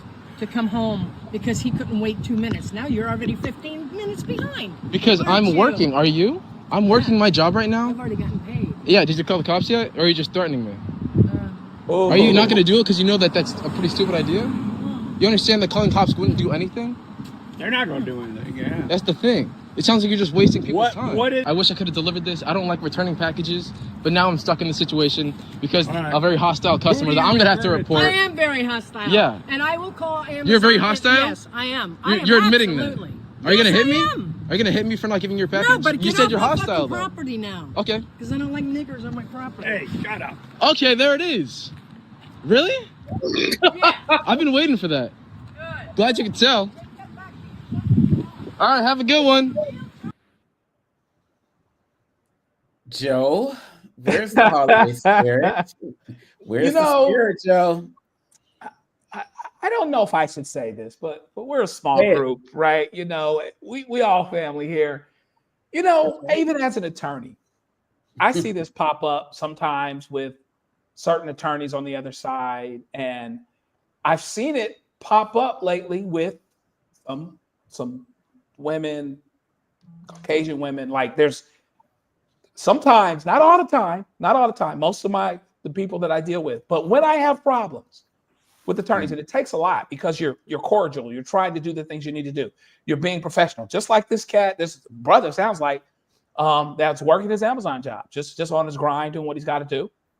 And now you've got this entitled person that wants what she wants, and that could be any of us, right? I'm with you that, but once she took it to that place, basically, so now you can go back to the beginning of the story and get what she saw at the very beginning. All this was a brother that could just give, all he could do for her was give her that thing and get off the property. That's it. Other than that, that's all she could do. That's all he could do for her. Fortunately, he kept his cool, did the things he needed to do, because see, if he had done something to her, listen, we all about peace and all of this other stuff. But sometimes when stuff flies off the handle, there might not be excuses for it, but there are reasons. You understand? And so what you really don't do, you don't want to poke bears. You don't want to get at people that are actually more powerful than you or stronger in a moment, or they can't control their anger. You know what I mean? I'm an attorney. I'm an officer of the court. I'm all of these titles and all these stuff, but I act right because I know that I will get taxed if I don't act right more than even somebody like her. You know what I mean? So if she had to think of it that way, she could have been on the phone with Amazon, done 5 or 6 things, or maybe even just got the code right at the jump go. Okay? It didn't have to be all this, but she's lucky because if she was dealing with a sister, she might ended up being on the ground. Hello. Well, Sister Malvo. I got a can of whip ass for folks like her. A big old can, like the supersized can. I mean, I have to commend the brother for his composure. He didn't go off on her. He didn't yell at her. You know, he basically maintained his cool. But you know, she could have crossed the wrong one. Let that not happen over here at 1318. It would be on. That's right. That's right. But let me say this though, it's interesting. I'm trying so hard to boycott Amazon. But I'm trying so hard because I'm so angry with Jeff Bezos for the non-endorsement. But boycotting Amazon is like, for me, because I use it so often, boycotting water. I mean, you really need it. Right. But I'm gonna get there. I promise. I'm trying to do DoorDash or something like that. But they have often made it challenging, depending on when and where and how. They send you this code on Wednesday for the package that comes on Friday. Unless you saved it in your phone, you don't have the code. So she probably didn't have the code, and she was frustrated because she didn't get her package. But that is no excuse. And as soon as she behaved like a racist before she dropped the N-word bomb. She behaved like an entitled piece of you-know-what before she dropped the N-word bomb. She was very confrontive, and she can say, oh, yes, I'm angry. Oh, well, get over yourself. Everybody's angry when they don't get their stuff on time. But Amazon might want to tweak their delivery process some kind of way. And we're warning to all of us, when they send you those codes, they're not playing. They do mean for you to use the code, and if you don't have the code, you won't get your package. She really was cruising for a bruising, and I wish she had encountered one of my siblings. See, y'all know me as the loud, crazy one, but I'm also little. I'm relatively little. My sister's, one of them weighs 100 pounds more than me. You do not want to fool with her. You know, you just do not want to fool with her. And it wouldn't even be a conversation, just shoot, that's it. White women need to check themselves. And it really is, the Karen word works because these white women have decided that they don't have to have any respect for Black people. And they have been goaded by the incoming administration, which also has no respect for us.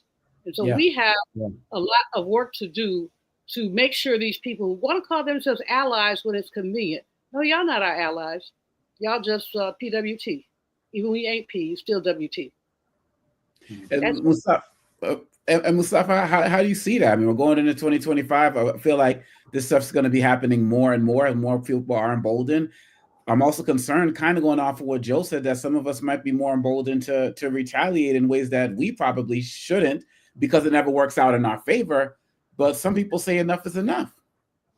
Well, we always have to be smart about the decisions that we make, even in those heated moments, because there are, there are ramifications, right? And we understand that. There's a long history of that. We also understand that, as you said, there are a group of folks who feel emboldened. They feel emboldened because of not only the election, but also probably over the last, decade or so of all kinds of egregious things happening to our community, and it never really being addressed in the fullness and the fashion. Now, we can take it back much further than that, but I'm just watching the trends that go by. My grandmother used to say not to suffer fools gladly. And I always remember that, because I just don't put up with foolishness.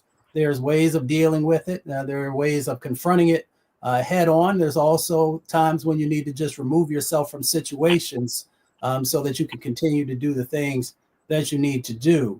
But we also got to just remember that, it was interesting how this closed out, and not just the word that she used, but for her family member to not also check her, says that this is not a word that is new to them. It is probably something that is utilized from time to time at a minimum. So we just got to be mindful of the moment that we find ourselves in. And also how we want to react, and how we do or do not want to give people power by how we, handle different types of situations. So we just got to rally around and make sure that as we're moving forward, that we understand the dynamics that 2025 and beyond will bring. Well, let's close this part out by talking about a man who understood that better than most.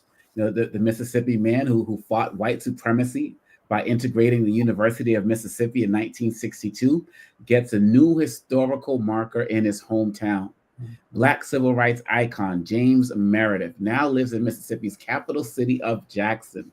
He was born in Kosciuszko, and grew up on a nearby farm. He graduated from high school in St. Petersburg, Florida in 1951, and served 9 years in the Air Force before returning to Mississippi.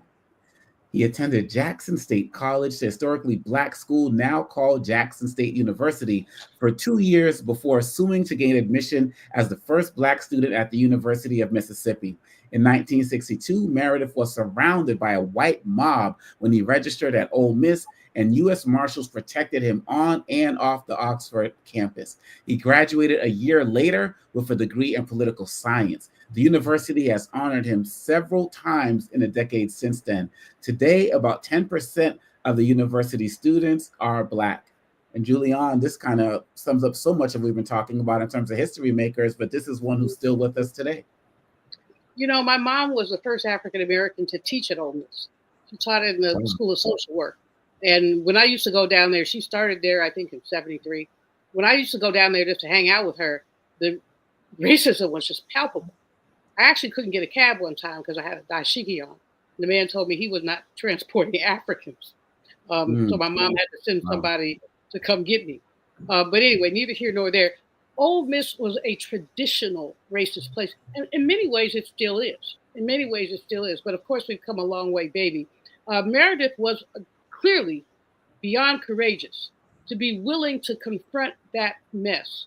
They had the old Reb Mississippi flag flying until just a few years ago. And they had segregated dorms at a point in time. So he willingly walked into that. But the economic piece of this is such. Ole Miss is a flagship university of University of Mississippi's technical name, Ole Miss, flagship university, flagship law school for the state of Mississippi. Black people pay tax dollars too. So our tax dollars were subsidizing segregation. Not good. And so basically Meredith attempted to shake that up. He had a lot of challenges, but he held his head up and he made a contribution for those young people who now attend Ole Miss. Mustafa. Yeah, I mean, we always got to make sure we're uplifting Mr. Meredith for everything that he did. It's interesting, when you share the statistics that at the University of Mississippi is only 10% Black now, with a state that has a significant, population of Black folks. So that just goes to show that even though we've removed some of the segregation, it still exists. But, we want to make sure that we thank all of those who sacrificed. I was blessed. Vivian Malone Jones was one of my mentors, and hearing some of the stories that she went through and so many others at a time when people often say, well, I would have done the same thing. For the vast majority of people, no, you wouldn't. Right. Because you don't understand how much pressure was put upon you, how your life was actually under threat and all the things that go with that. So, we got to make sure we continue to uplift them.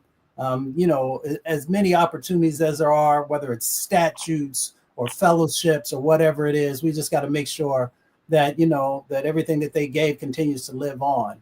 But we also got to do better. My grandmother says, when you know better, do better. There are so many colleges and universities across the country that put on these veneers about diversity, equity, inclusion. They put on veneers about being, 21st century organizations. And when you peel them back, you see that some things are still similar to the 40s, 50s, and 60s, even though there have been some advances. So to Mr. Meredith, thank you for everything that you have done and everything I know you still continue to do as long as you have breath. No doubt. Joe. Yeah, I mean, ditto, and ditto. This is another opportunity for us to continue to cherish and listen to someone from the civil rights movement. There are not many of us left. There are not many of us brothers and sisters that were doing the things in the 50s and the 60s that integrated lunch counters and integrated schools.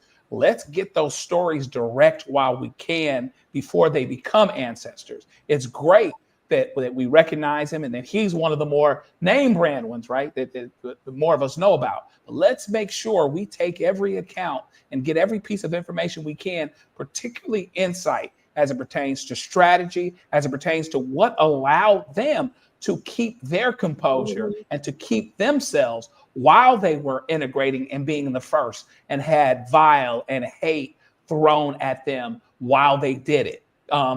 We've got to get that and make sure we capture that and internalize it for ourselves so that we can deal with those moments as well. Let's get everything we can from him, not only from his words, but from his actual example so that we can take it and go down the road with it to help us in the fights to come. That's right. And that's why we're here to continue to tell his story and the story of so many others. We'll be right back with more Roland Martin Unfiltered right here on the Black Star Network.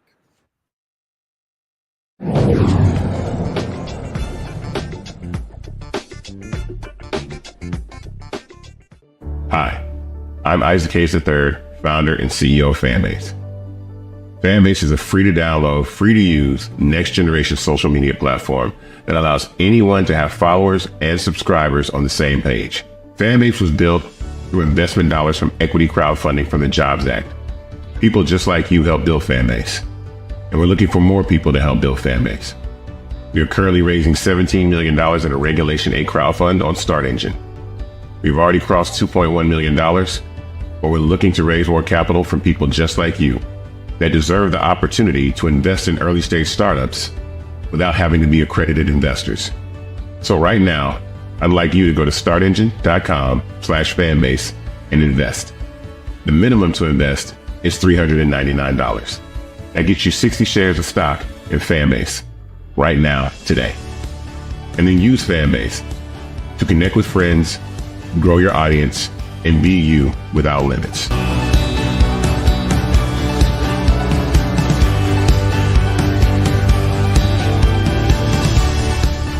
Coming soon to the Black Star Network. I was challenged by my uncle early on, before I even had a career. Like, I was maybe 8 years old, and my uncle said, "What do you want to do?" And I told him I wanted to be a rapper. And he said, "Okay, well, I don't know anything about the music business, so what you should do is learn everything there is to know about the music business, and I'll make sure that you have the resources to push you through." And so I went and bought books, All You Need to Know About the Music Business, Hit Me In. I just went and bought a bunch of books and just started reading as a 10-year-old, just reading. And so I learned, all things licensing, mechanical rights. I learned about publishing, learned about how composition is broke up into two pieces, the writer's portion and the producer's portion. But by the time I actually learned, I came back and I was ready to okay, I got it. He would go into prison. So I had all this information. All this knowledge. All this knowledge. You like, well, what I'm going to do with it now?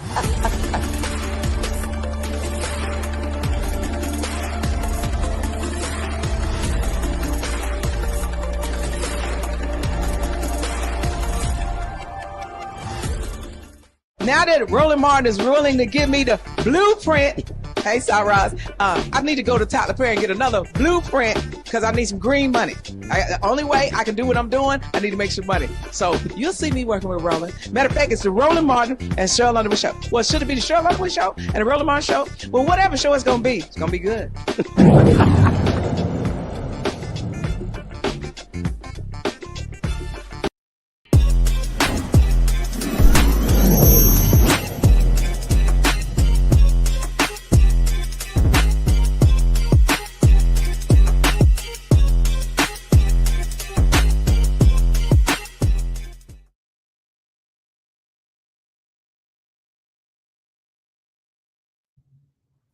And we are back, and we have with us Isaac Hayes III, the founder of Fanbase, who's going to give us a little bit of an update about what's going on at Fanbase as we approach the end of this year. I am somebody who's very proud to be an investor in Fanbase as well.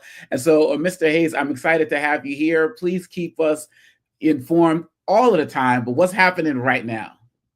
Man, we are in a push right now, right before the holidays, to get a lot of people to give the gift of equity as a gift, right, for Fanbase. So we've had this crowdfund going, and it's picked up a lot of steam because of the instability with TikTok, the craziness with Elon, and the understanding that moving into 2025, we're going to have to be our own saviors and really build infrastructures that we own. So right now, the raise just crossed $4.2 million raised, which is an incredible, mark for us. We're raising 17 million, but I want to say that the minimum to invest in Fanbase is only $399, and that gets you 60 shares of stock in Fanbase at $665 a share. And so, as many people as that watch this program in a day could close our raise, right? 32,000 people investing the minimum of $399 could catapult us to close, and I could really catch TikTok by January 19th and build a lot of other things that people want, including our new vertical called Fanbase Spark, which is like our version of Twitter. So there's a lot going on, but I wanted to come on and really express the importance of coming in 2025. We are all we got. We already see what's going to happen with the administration, but we have to own these infrastructures. And so I think it's extremely important we do that. It's a lot going on right now in tech. And before I go to the panel, you said by January 19th, you can catch them if we do our part. Yeah, because the Supreme Court hears arguments from TikTok on January 10th. Their argument is going to be about freedom of speech, but it was never about freedom of speech with TikTok. It was about the fact that the Chinese government owned a part of ByteDance. And if the Chinese government divested from ByteDance, then TikTok will be allowed to stay. The Chinese government refused. And so it's a 50-50 toss-up that TikTok will make it past January 19th. We've seen a large spike in users come to the platform because we are the only platform currently that allows you to migrate up to 1,000 of your TikTok videos over to Fanbase as a backup. There's no other platform to do that. Anybody that's trying to go to these other platforms that try to mimic TikTok, at least with Fanbase, you can do that with Instagram, you can do that with TikTok. I filed a patent for this content migrator we built so that you're not starting from scratch. So I don't want people to lose their content. I want people to have their content and be able to monetize their content. So that's extremely important. So January 19th is the date that TikTok, the fate of TikTok will be determined if it gets banned. And that migration works, y'all. Trust me, I have used it. Questions from the panel. Mustafa. You know, there may be some folks who hadn't seen you on the show before. Could you sort of share with them, you know, sort of what that moment of reflection was in the creation of Fanbase? I mean, it's a couple things. I often reflect on the fact that Black culture is just the gasoline to so many infrastructures in our world. It's entertainment and sports and technology and fashion and food. And we contribute a lot to these infrastructures, but at the end of the day, it's always a small group of people that own these infrastructures. And I wanted to build something, one, that Black people and anybody had an opportunity to own and invest in on the back end. But then on the front end, anybody that uses Fanbase has the ability to monetize their content by simply creating an account. So you can get tipped for your content, or if you want, you can have subscribers for your content. And so that's important. So my decision to build Fanbase was one out of understanding that Black culture and youth culture are the heartbeat of social media, and we have to own these infrastructures. If we don't, we're going to get left behind in 2025. We have to start building things that we own. Julian. Bro, first of all, thank you for creating this fan-based platform. I happen to be an investor like Congo, as I think you're on with Roland a while back. And I said, well, you know, I'm not rolling in dough, but I got to do a little something just to support this. However, there are all kinds of things going on with Fanbase. And as an investor, I feel like I'm kind of ignorant. I really don't know what all is going on and how I can maximize my visibility through using Fanbase. Could you give me some suggestions, or is there a newsletter that you have? So if you are an investor, you should get an investor newsletter at all times, number one.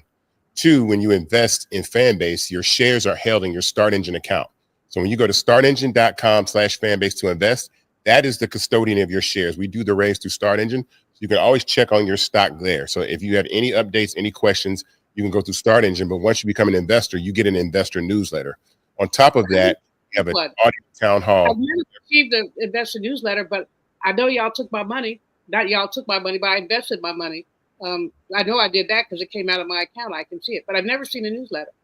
Yeah, so you should hit support@fanbase.app to be part of the newsletter. And then we also do an investor town hall and audio room. So Fanbase has audio chat, like Clubhouse and X Spaces. And so we have a Tuesday town hall every Tuesday where we talk about what's going on with the raise and the progress that we made. And so I think those are the really important things that when you invest in Fanbase, it's like a 5-step process. The first thing is you go to startengine.com/Fanbase to invest. That's the first thing. You make an account. Two, when you invest your money remains in escrow, which means we don't have it and you don't have it. And then they do a compliance check. Once that happens, you'll get an email, confirmation email to confirm your investment. And then your investment's confirmed. Then your money goes into a disbursement queue for us to put in our account. Once that money hits our account, you are a Fanbase investor. But I repeat, consider Start Engine as the wallet for your shares, for your stock, right? And we actually post updates on the Start Engine page. If you even scroll down to the bottom of the Start Engine page, you'll see updates that we do multiple times a week. But also, as an investor, you should absolutely be part of that email. So if you're not, email support@fanbase.app. And then join the town hall, the audio town hall inside the app every Tuesday at 5 p.m. Yeah, no doubt. Juliana, we'll talk afterwards. I'll make sure how you get hooked up because I get all the newsletters and all of that. So we'll make sure we get that taken care of. Joe, final question. Glad to see you here again, Brother Hayes. I'm an investor as well. What's the easiest way people can find out information about the content migrator and things like that? Like, because those of us that aren't super techies, you know how we take a picture and then we want to take the picture, link it, put it on IG, put it on X or Y or Z, but maybe we don't see Fanbase right away like that on our phone. Well, what are the ways for us to learn how to use and integrate Fanbase so that it's just as easy for us, not only in actuality, but in perception, for us to use it and maximize it just like it is for the other apps? So, well, in settings, you can always, the content migration part of Fanbase is in settings. You go to the settings inside your app, and it'll say import from Instagram or TikTok to bring your content over. That's extremely important because, again, it puts your content in a place where people can tip it. We have people that join Fanbase, they make a couple of dollars, few dollars the first couple of hours they're on the platform because people are actually tipping them for their content. They're giving this thing called love. So on Fanbase, you can like posts for free, like you on any platform, but you can also tip content, which is called love. And so when you tip that content, you give that person half a penny, and people buy that love in our subscription store. And that love, the only thing you can do with love is give it to someone else. And people are very, very transactional on the platform. And so people are, tipping and showing people love and being very transactional. So that's one way, like I said, to import your content. The best practices I would say is importing your content, make sure that you have a profile picture up, and then start going around and really explore the parts of the app. Fanbase has 6 content formats, right? So we have posts, which are stories and videos. We have live, we have audio chat, we have stories, we have short form video, which is like TikTok, we call Flicks, and we have long form video called Fanbase Plus, which is like YouTube. And so all of those together create the ecosystem of Fanbase, which anybody can monetize from day one, but you can also be entertained, connect with friends, create content, post content. And I think that we have no tech infrastructure that we own. These platforms are very vulnerable, and they really don't exist without a lot of the things that the Black community provide and young people provide. And we've seen how we get treated on these platforms. One, just the way that we get treated.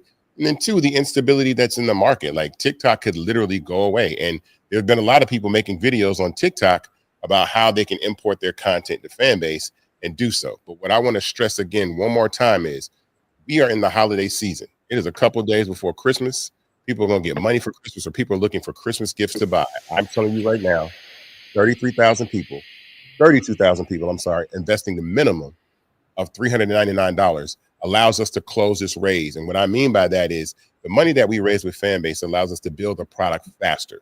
I can build anything. If people that have used Fanbase know how awesome it is, but it gives us the ability to close the gap in between these platforms that are very vulnerable right now. And investing is something that we're going to have to do. You cannot save your way to wealth. You cannot save your way to wealth. They're going to push gambling commercials in front of your eyes. They're going to tell you to use these betting apps. They're going to tell you to play the lottery, but no one's going to tell you to invest, right? No one's going to tell you, look, investing is what we have to do. So go to startengine.com/fanbase and invest in Fanbase today. If not buying shares for you, buy shares for your kids, your grandkids, your relatives, your friends. But I really want to close this raise as fast as I can, because there's a lot on the line. And again, there's a 7th content format that people have asked for that we talked about and spoke that we're going to build in 2025 called Spark. And Spark is our version of Twitter. So Black Twitter's never had a home, and we can build that. We're going to build Spark in 2025, which is our version of Twitter. So this is the call. Like I said, people, this is the end of the year. I know the gift giving is going to be going crazy, and millions of people watch Roland Martin. And in the Black community, there's 48 million Black people in the United States of America. I'm looking for 32,000 Black people, the 48 million, to be investors and own part of this platform for $399. That's it. That's the Christmas gift that I've been looking for. That's the Christmas gift that I want, is I want to be able to, we ride the success of Fanbase to the top. We have equity in these platforms. We make billion-dollar companies, and Fanbase is not going to stop. We have close to 1 million users on Fanbase. Our MAU is over 400,000. We're generating revenue. It's a lot involved. And so I just want to make sure that 2025 is a signature moment for the platform where we scale. Yeah, so we're talking about Christmas. Let's also talk about Kwanzaa. We got Ujamaa, which is cooperative economics, you all. You got an opportunity to have ownership in a Black company. What better holiday gift can there be? So please, you all, get out there, support Isaac Hayes III, support Fanbase. We need this now more than ever, especially with what's going on with all of these other platforms that he has so eloquently talked about tonight. So Mr. Isaac Hayes III, we appreciate you, and we're going to keep building this together. Happy holidays to you and your family. Happy holidays to you. Thank you. There is no more DEI. It's WEEI. We have to support each other and invest. So startengine.com/Fanbase. Thank you all. I love that. WEEI. Thank you so much. Thank you so much. And that's going to do it for Roland Martin Unfiltered. I want to thank Joe and Julian and Mustafa, the panels tonight, for joining us. And please, y'all, always follow us on the Black Star Network. Catch us for another show. We are here for y'all. We are here for the people. I will see you next time. Holla. Peace. Folks, Black Star Network is here. I'm real revolutionary right now. Support this man, Black Media. He makes sure that our stories are told. Thank you for being the voice of Black America, Roland. I love y'all. All momentum we have now. We have to keep this going. The video looks phenomenal. See, there's a difference between Black Star Network and Black-owned media and something like CNN. You can't be Black-owned media and be scared. It's time to be smart. Bring your eyeballs home. You dig?